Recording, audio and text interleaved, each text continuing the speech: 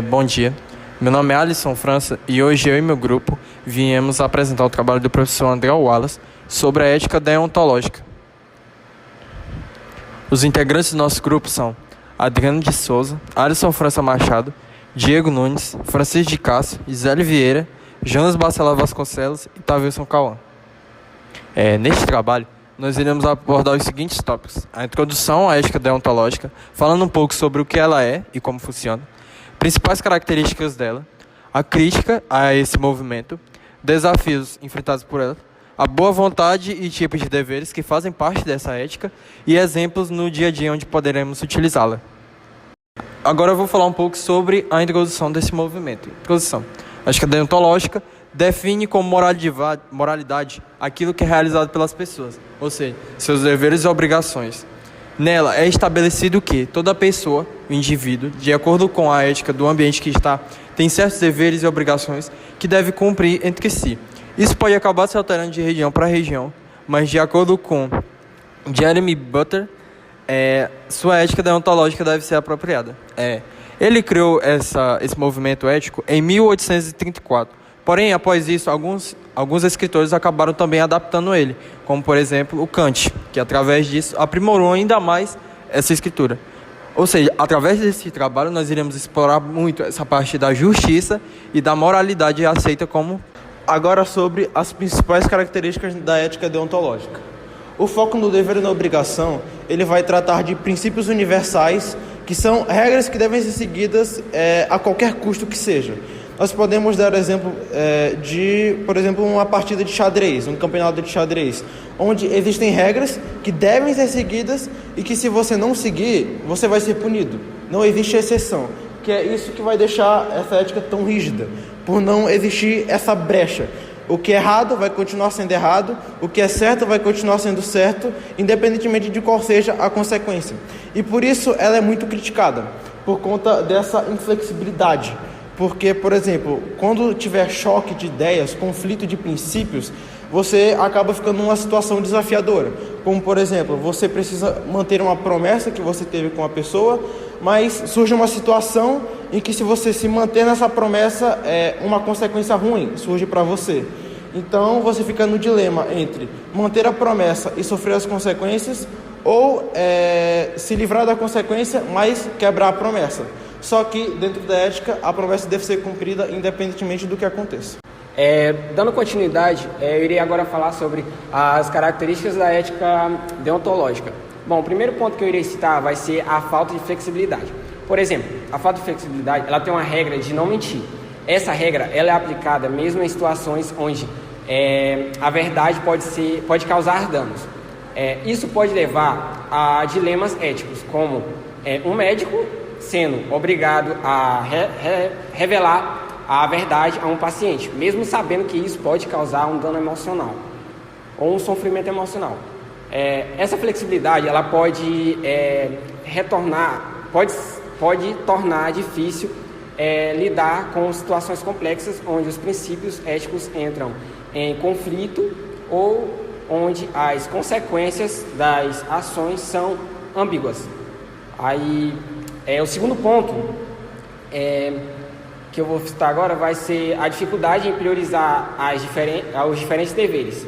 Em situações complexas, a ética deontológica, ela pode apresentar dificuldades porque sua abordagem rígida de seguir os princípios éticos universais sem considerar as consequências,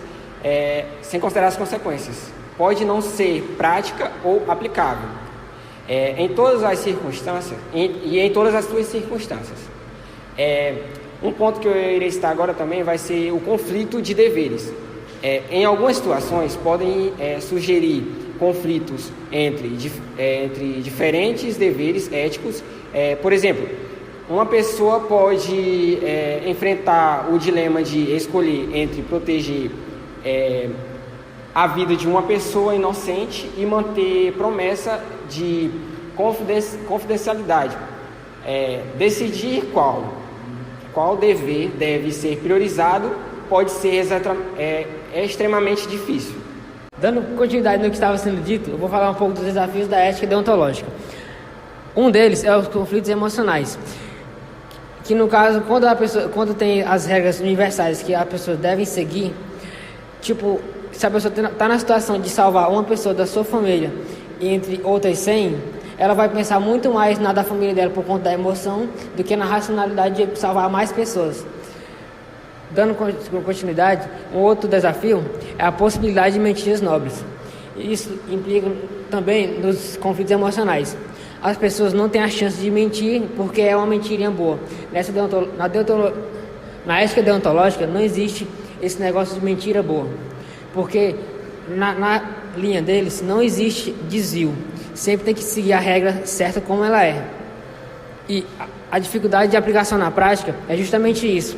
Quando tem que aplicar a ética na prática, isso tem a dificuldade por conta dos conflitos emocionais e entre outros também.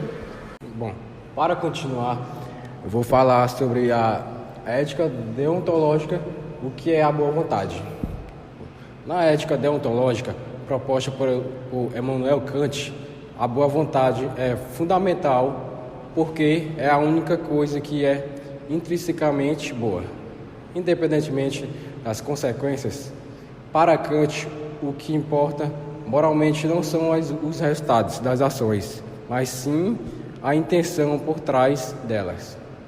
Uma vontade é considerada boa quando é motivada pelo dever de seguir princípios morais universais, como a lei moral ou imperativo categórico. Isso significa agir por respeito ao valor intrínseco da moralidade, em vez de agir com base em interesses pessoais ou no desejo de obter determinados resultados. Assim, a boa vontade é a base para a moralidade, pois é o princípio que orienta nossas ações de acordo com o dever moral, independentemente das circunstâncias.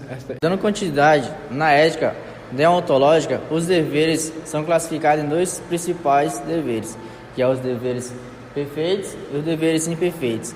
Os deveres perfeitos são aqueles que não admitem exceção em favor de inclinação pessoal. São eles absolutos e obrigatórios. Por exemplo, inclui o dever de não mentir ou de não causar danos aos outros. Os deveres imperfeitos são deveres que permitem certa flexibilidade. São considerados como obrigações mais amplas para promover o bem-estar geral.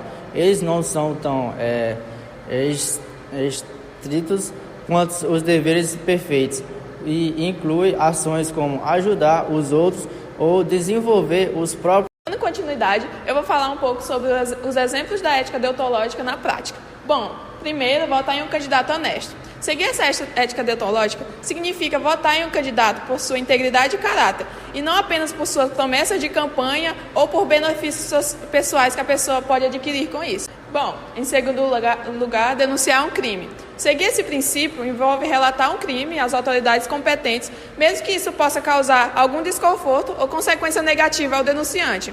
A ação é baseada no dever moral de contribuir para a justiça e a segurança da comunidade. Em terceiro lugar, recusar-se a participar de atos ilegais.